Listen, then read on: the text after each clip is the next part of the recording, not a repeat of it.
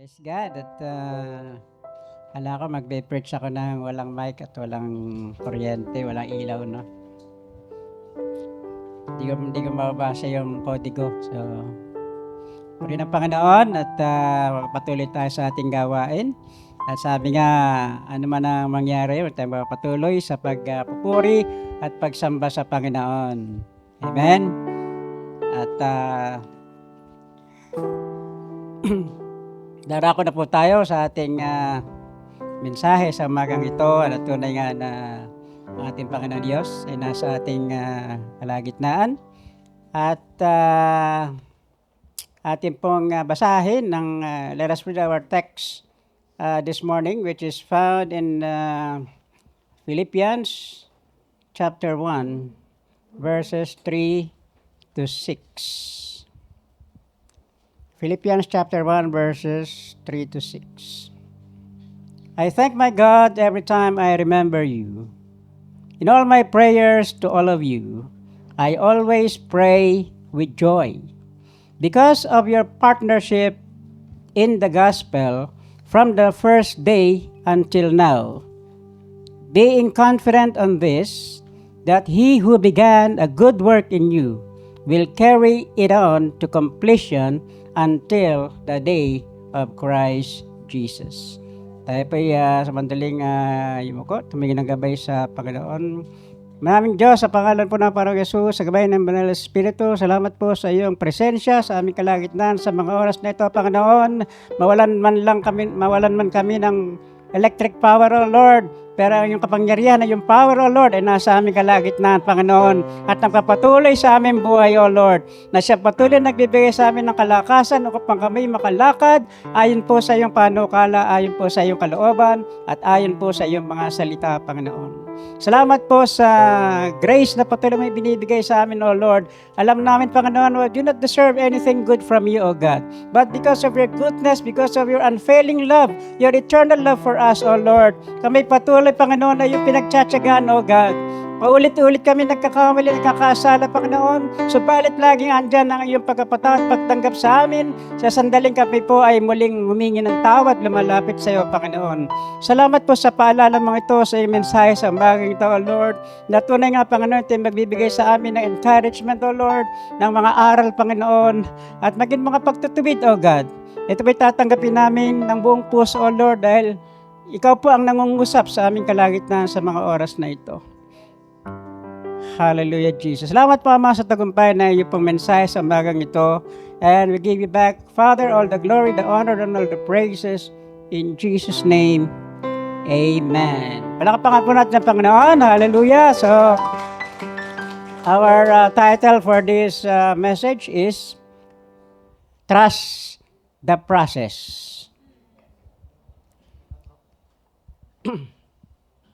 Magtiwala tayo sa proseso ng Panginoon na ginagawa sa atin.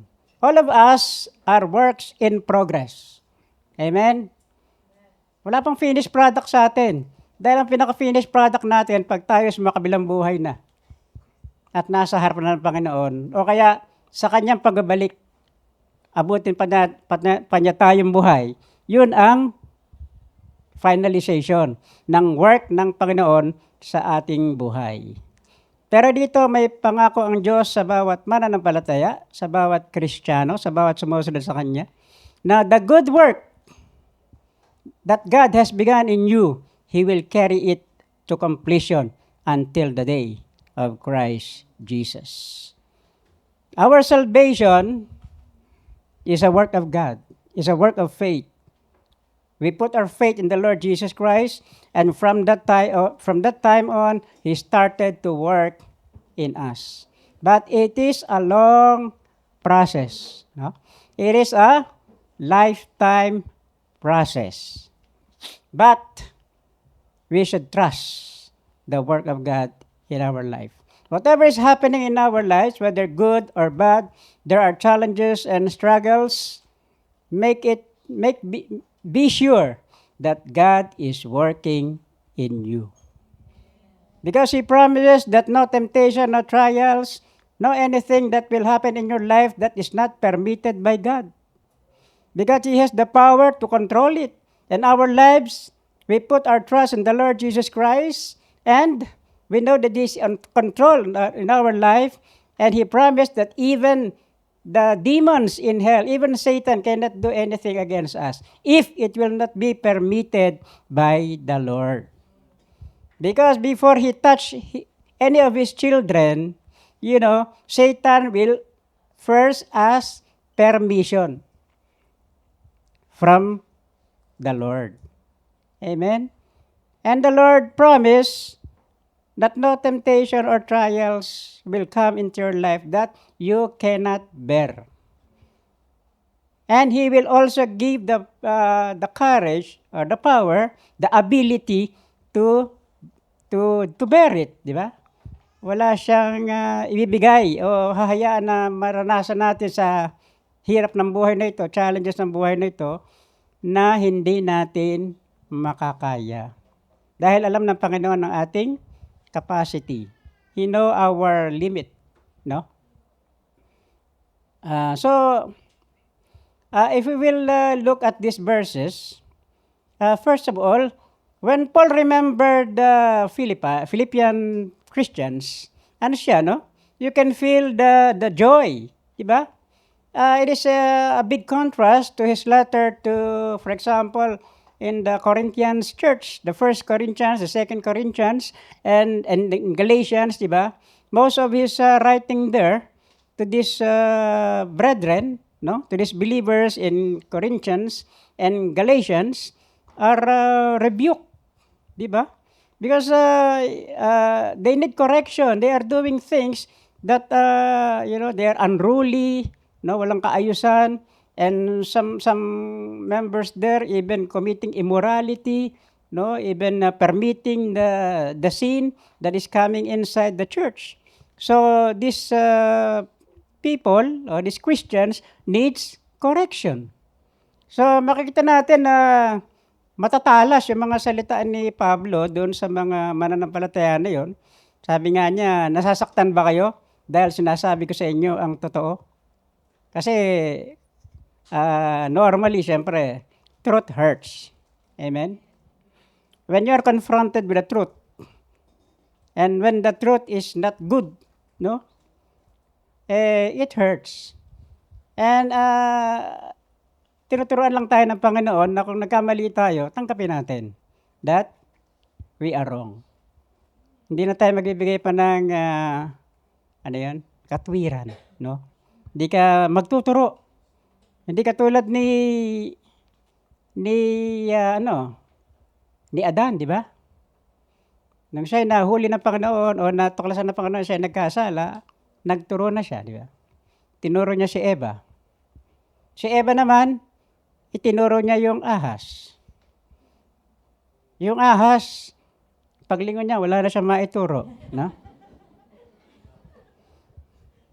Ganon kasi ang nature. That's the nature of man, no? To point fingers on others. They do not accept accountability and responsibility. But if we are really a true believer of Jesus Christ, then we will be humble. And we will be glad if somebody is correcting us. And the people that is correcting us, check your motives. What is your motive?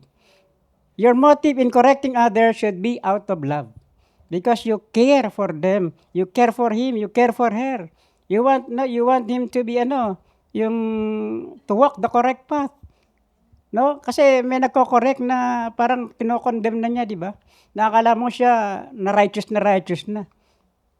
Yung mga self-righteous na they feel they are better than the others. So, they think they have the authority to correct others, but they do not accept correction from others.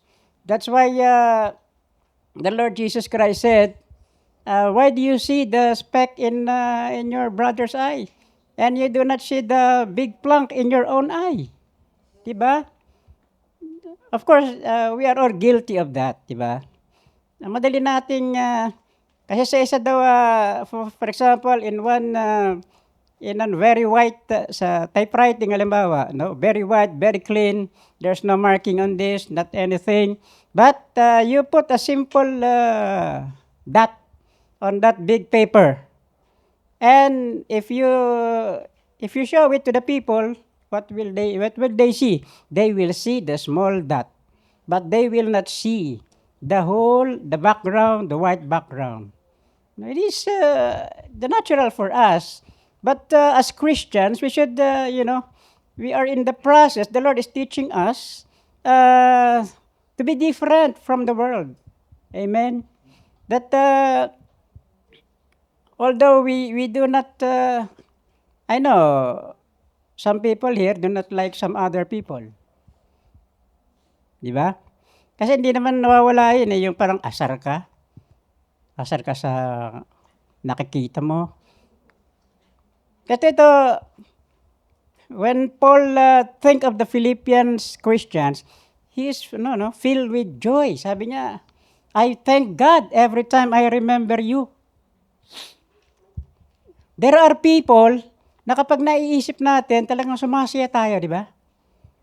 May mga tao naman na pag naisip natin, bigla tayo naiinis. Nasisira yung araw natin, di ba?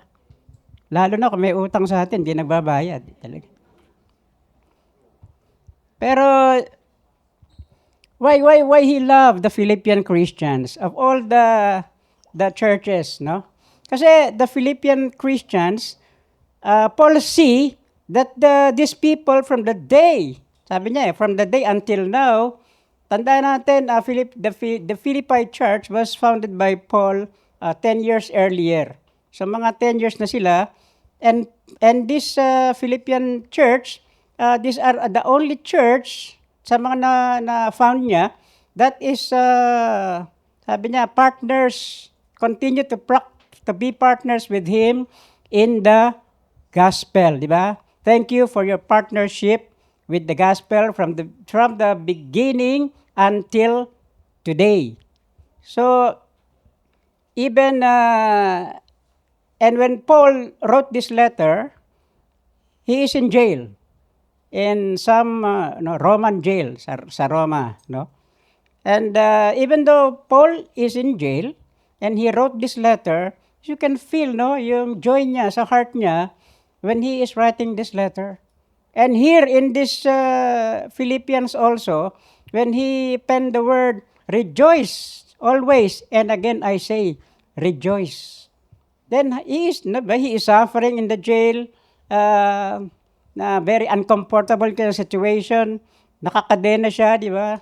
Pero, andun pa rin yung niya yung joy, no? Because, one of the things that we can learn from Paul is he learned the secret of contentment. Sabi niya, I have learned the secret of contentment. Whether I have plenty or whether I have nothing to eat, whether I have somewhere to sleep, or wala siyang matulugan, I am content. Sabi niya. Kahit nakakulong siya, I am content. Ba't ganun? Kasi because Paul is contented, he learned the secret of contentment because he know that God is with him whatever the situation na nandoon siya. Kasama niya lagi ang Diyos at hindi siya iniiwanan ng Diyos. At ang Diyos ay nagbibigay sa kanya ng strength, ng kalakasan upang mapagtagumpayan niya yung sitwasyon na dinaranas niya. That is not overnight, we cannot learn that overnight, that contentment.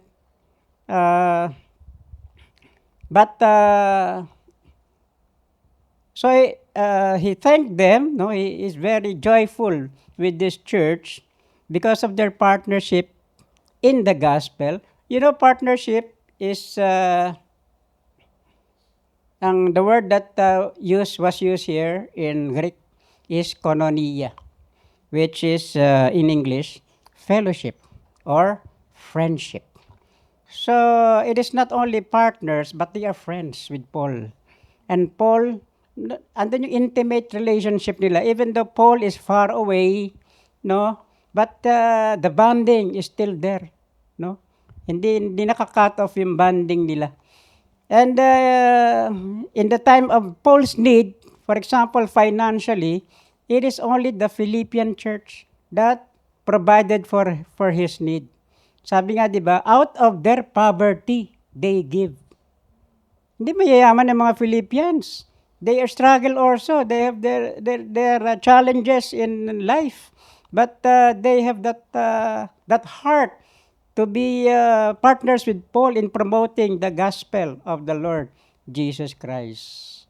And we know Apostle Paul before was persecuting the Christians, di ba? Jailing Christians. But now, after he encountered the Lord, the road to Damascus, he is the one now in jail. Right? And he suffered so much for the Lord Jesus Christ because it is what the Lord told him. Sabi niya kay Ananias, di ba? I will show him how much he will suffer for my sake. Pag kayo kaya ang sinabihan ng Panginoon, personally halimbawa, I will show you how much you will suffer for my sake. Ano kaya sagot mo? Lord, wag naman, di ba? Lord, pwede bang walang suffering? Pero alam nyo, pag walang suffer, magugutom tayong lahat, di ba?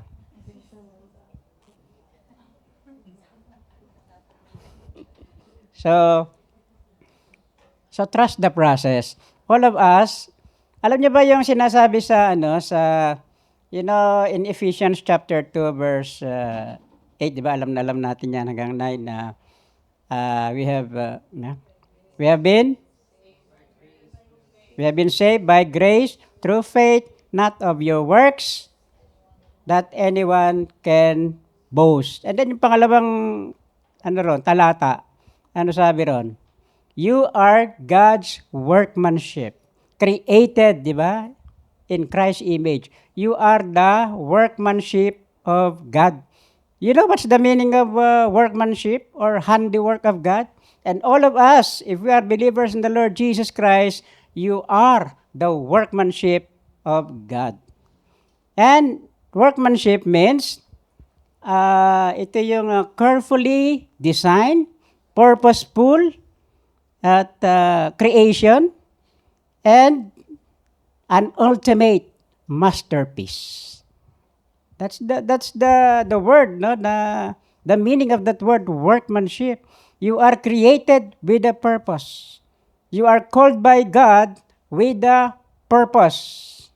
You have a heavenly calling. You are carefully designed.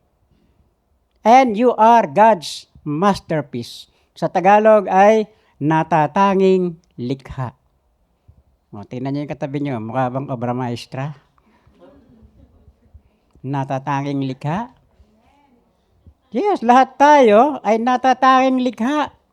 Di ba? Tingnan niyo, walang magkakamukha sa inyo, di ba? Payag ba kayo? Nakamukha niyo yung katabi niyo? Buti. Payag? Buti, wala akong katabi.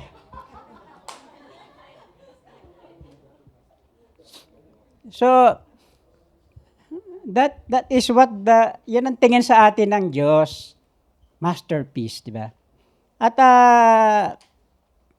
sabi nga, we are process, no? Sabihin nyo sa katabi nyo, God is not finished with you yet. Hindi pa tapos ang Diyos sa iyo. Okay? Sabihin mo uli, hindi pa ako tapos sa iyo. So, hindi pa tapos ang Diyos sa atin. Kaya, sometimes naiinip tayo, di ba? Gusto natin, we would like the brethren that we are teaching, even in Bible study, or even in this congregation, parang we want them to grow up, di ba? To grow spiritually kaagad. That they mature spiritually.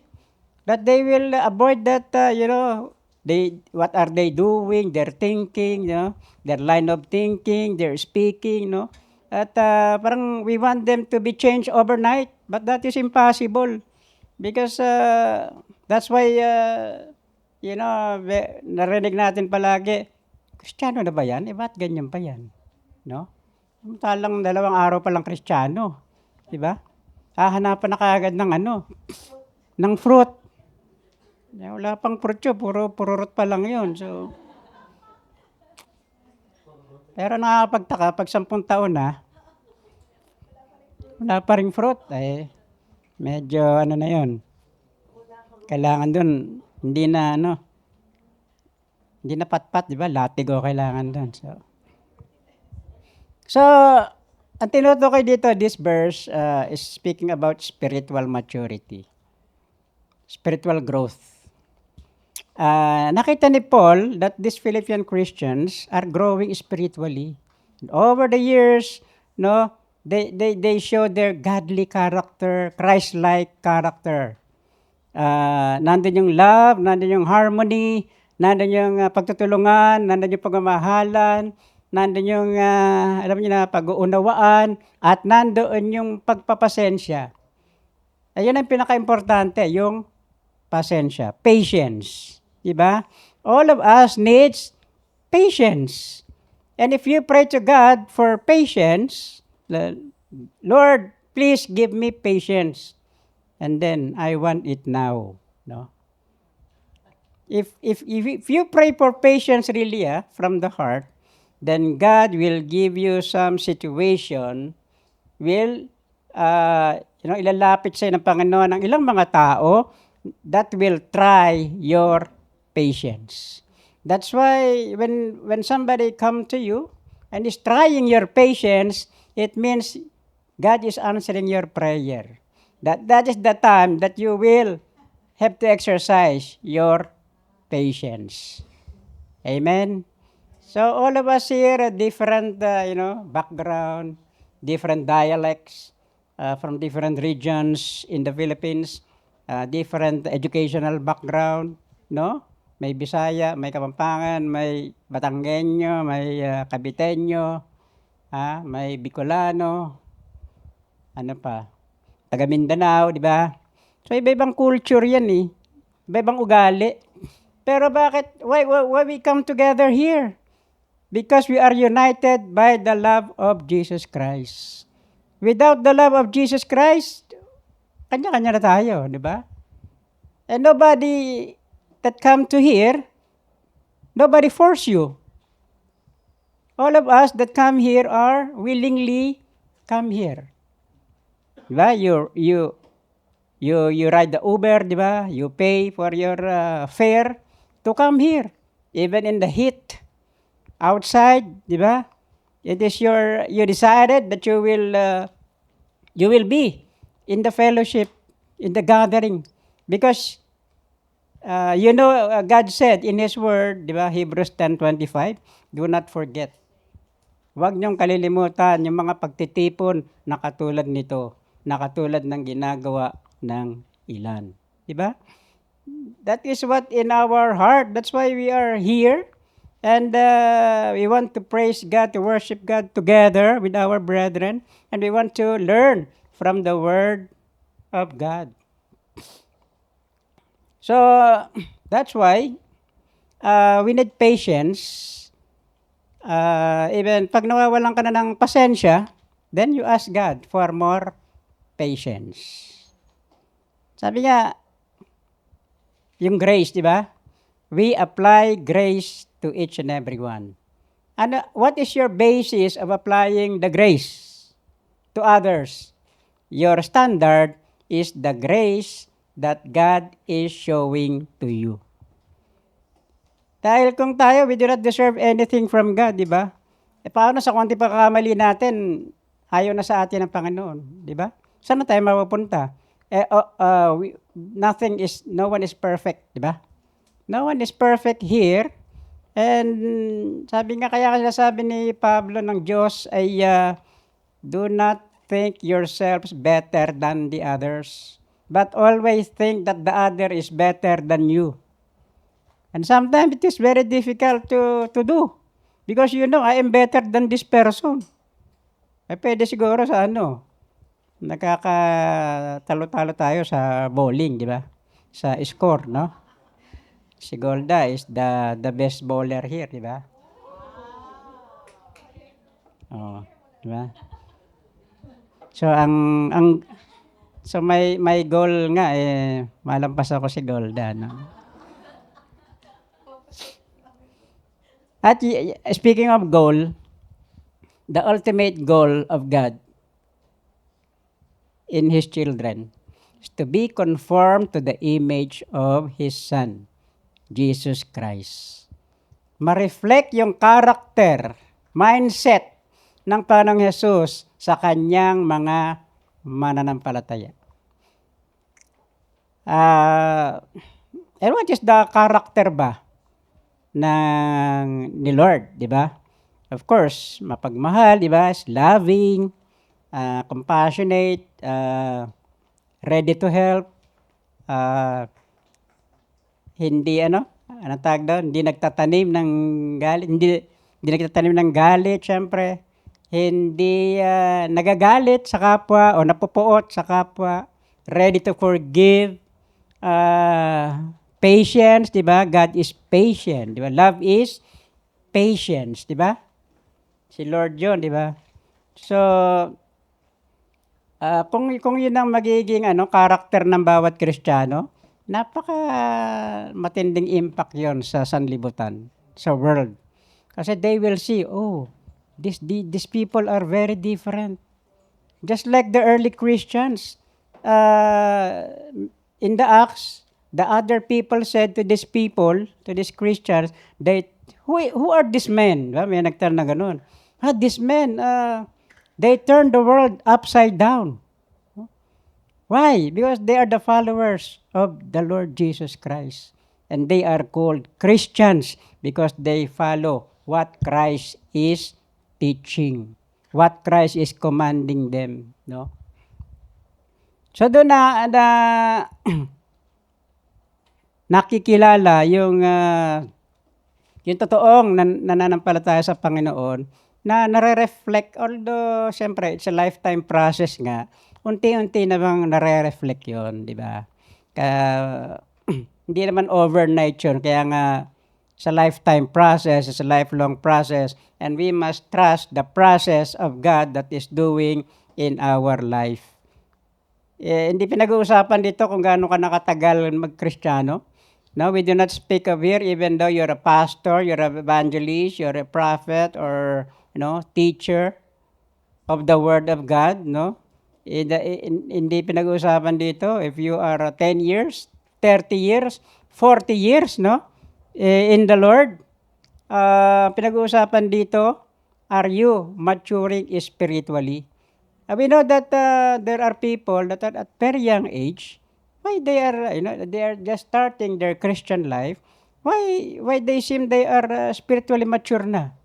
Samantala matanda na sa edad, matanda pa sa pagiging Kristiyano, parang bata pa rin. Diba? They remain babes in Christ. Sabi nga ni Pablo, dapat nagtuturo na kayo hanggang ngayon, puro gatas pa kinakain nyo. Pag pinakain ng karne, nabubulunan kayo. Di ba? Pag nakarinig kayo ng di maganda, lalayas kayo. Ayaw nyo nang umatin. Ayoko dyan sa preacher na yan. Nakakainis magsalita yan, di ba? Ayoko sa itsura niyan. Hindi kasi gwapo yan, di ba? Ang problema kasi, the problem? Our problem, most of the time, we are looking at people. We are looking at leaders. We are noting, the mistakes that they are doing. The simple mistake that they are doing, we are recording it, no?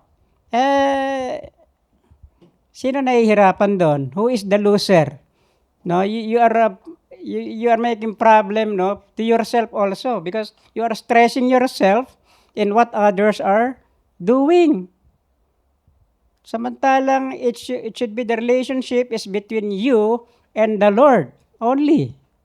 Right? Then if you want to correct someone, then you have to say it with love. And your motive is love. Then if you do not accept correction, what you can do? Diba? Just pray to God. At bahala, you have done your part. Right? And just trust the Lord. Lord, iniiwan ko na po sa ito ang taong ito. Lord, iniiwan ko na po sa itong anak kong 'to, o itong kapatid kong 'to, asawa kong 'to, Lord. Nagawa ko na po ang lahat. Bahala ka na po. I have done my part, 'di ba? So, andun yung pagtitiyaga, no? Patience, no? The virtue. Patience is a virtue. At sabi nga ni, tinanong ko nga si Sylvia, kung nung napakasawa niya ako na subukan yung pasensya niya, sabi niya, naku po, subok na subok. Kaya nagpapasalamat siya sa Panginoon at tumibay ang kanyang pasensya. No? Totoo kaya yun? Ano, hindi naman. Ah, pero ako, alam niyo, ako siguro ang pinakamapagpasensyang tao. No? Kasi kung di ako magpapasensya, baka lagi ako mabugbog eh.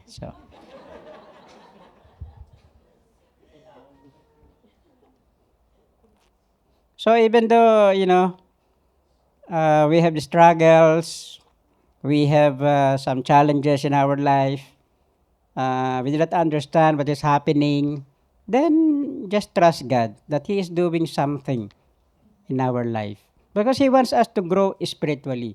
You know, the purpose of God is not to bless us financially or materially, but His very purpose for us is to develop our character first, to develop our mindset, to change our mind, to renew our mind according to the Word of God, di ba? Renew your mind so that you may know according to the will of God. No? Renew your mind so that you will know, no, the good, perfect will of God in your life, di ba?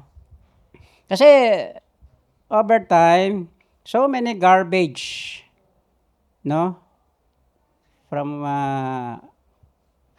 elementary days, high school days, college days, before we are born again, so many garbage comes, wrong thoughts comes in our mind, di ba? So, very dirty. So, that's why the Word of God says, renew your mind. Papalitan mo yung maruming kaisipan, yung basurang kaisipan mo, ng malinis na kaisipan nagmumula sa salita ng Panginoon. Para nagde-drain ka, di ba, ng maruming tubig, pag dinidrain mo, pinapalitan mo yan ng bago, nawawala yung lumang tubig, maruming tubig, napapalitan ng bago. So that is renewing your mind. At ang pinaka-importante is, isa pang karakter ng Lord, di ba? Yung mapagmahal siya, di ba? Love. Ito yung and the greatest is love, di ba? Although you speak in tongues, although you work miracles, although you can preach very good, but if you have not love, you are nothing, di ba? It's like a gong of cymbals. Parang batingaw lang na walang pakinabang. Because all of these things will pass, but love will remain. That's why the Lord Jesus Christ always remind us to love one another. Amen? Even the unlovely. Even the unlovable. Can you love those people? Yung nakakainis, you can still love them? Asar na asar ka sa kanya. How can you show that you love him? You pray for him. You do not make chismis, no? You do not make intriga, no? But you pray for him na magbago siya. So because you love him. Diba? Love one another. So nangyayari minsan ay you love another one.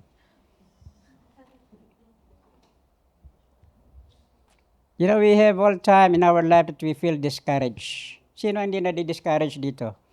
Who among here do not feel disappointments, discouraged?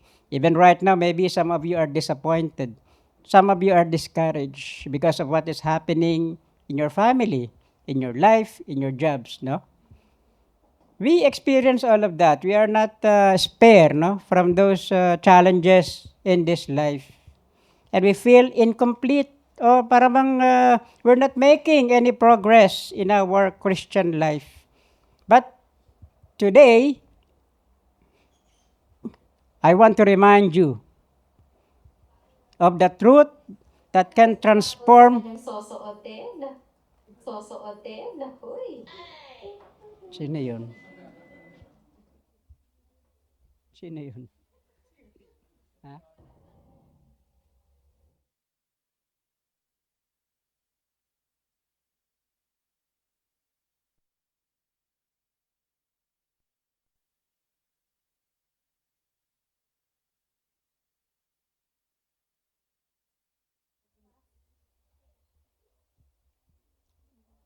Okay na? So today, I want to remind you that that will transform your perspective. God is always at work in you, and His work will not fail. Every day of our life,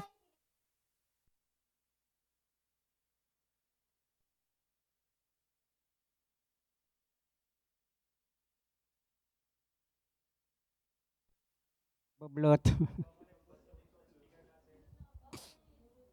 Meron po ba?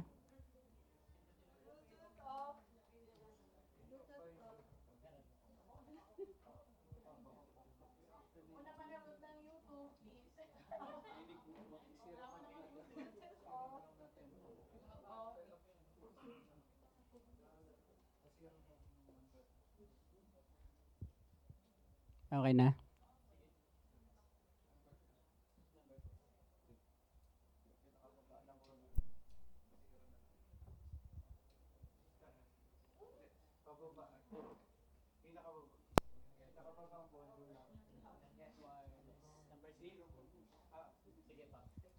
Hello?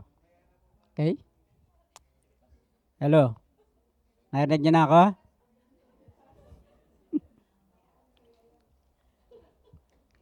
You know, sabi ko nga, we are a work in progress, no?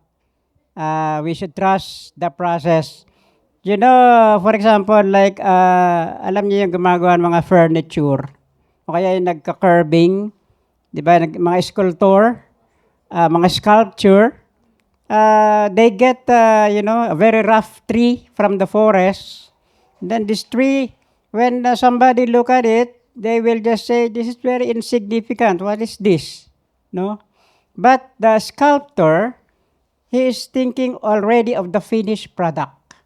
But before he came out of the finished product, first he will carefully mold it. He will, kakatamin yun, di ba, lilinisin yung kahoy, makikinisin yung kahoy, hanggang sa po pwede na siyang mapormahan. So it's a process. Ganon din sa atin. We have many rough edges. There are, we need to be, alam nyo, marami sa atin ang dapat pang katamin ng Panginoon. Marami pang bagay na dapat baguhin sa atin ng Panginoon. At ang pinaka-sekreto dito, kung gusto mo talaga na, if you want to grow spiritually talaga, then you must yield to what the Lord is doing in your life. You must yield. The key word there is yield. Pabayaan mo siya, hayaan mo siya. Lord, ikaw na po tunay na ang maghari sa aking buhay. Lord, baguhin mo po ako, ayoko po ng ganito. Gusto ko, Lord, maging yung katulad ng purpose mo para sa akin. And if that is your prayer, then you are giving free way to God to work freely in your life. At doon na siya makikialam sa buhay mo. Kasi habang hindi mo iniimbita si Lord na makialam sa buhay mo, hindi siya makikialam sa buhay mo. Kasi gusto niya yung willful heart. Diba? If you are willing and obedient, sabi niya, you will eat the fruit of the land. Willing and obedient. So, perhaps, some of you, like, I'm not growing spiritually. Why very slow? No? But you can be sure that God is watching you and God is working in you and transforming you little by little every day of your life.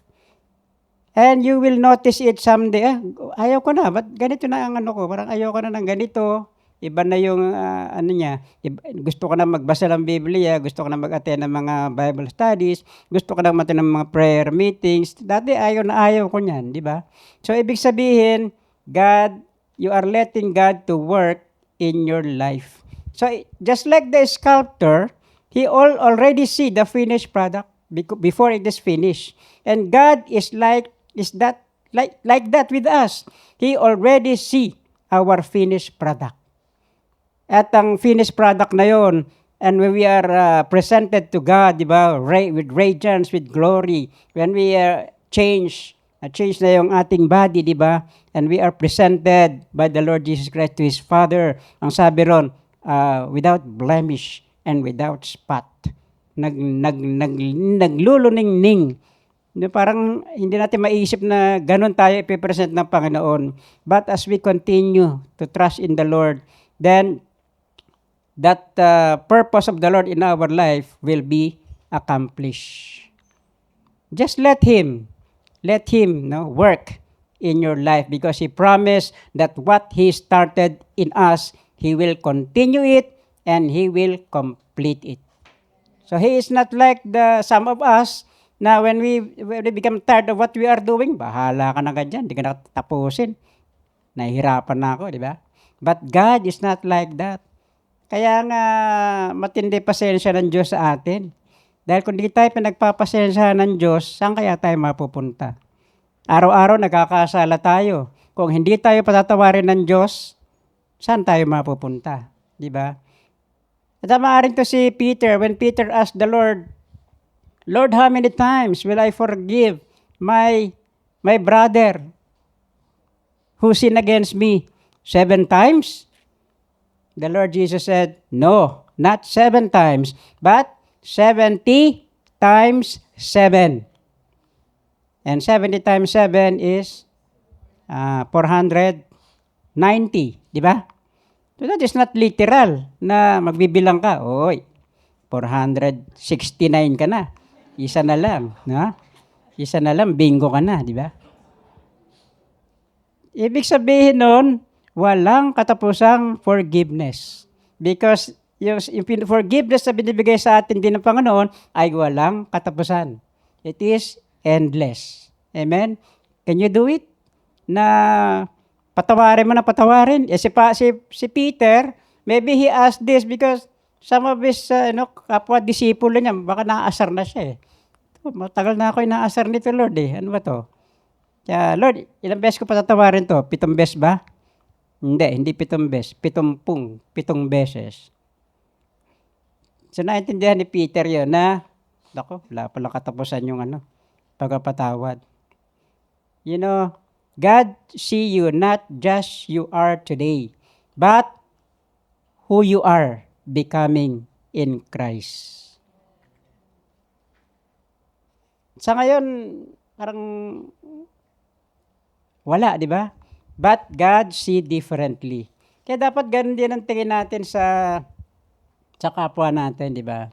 Alam niyo yung mga talent scout, mga sa basketball, football, or any sports, tennis, ganyan.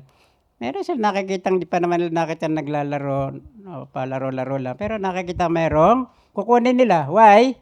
Because you see the potential, you know? And God see our potential. That someday, this child of mine will be a preacher, diba? Will be a pastor, will be an evangelist, will be a missionary that will be sent out the world. Now, he already see that. That's why he start working in their life. Kaya tinan nyo yung katabi nyo. Mukha ba may potential?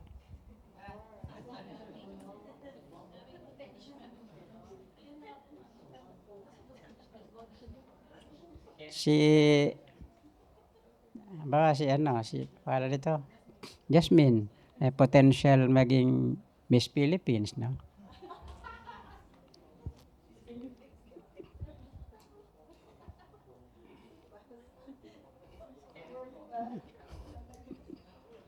So while you not may see, while you may not see the immediate result or rapid growth, trust that God is still working in you.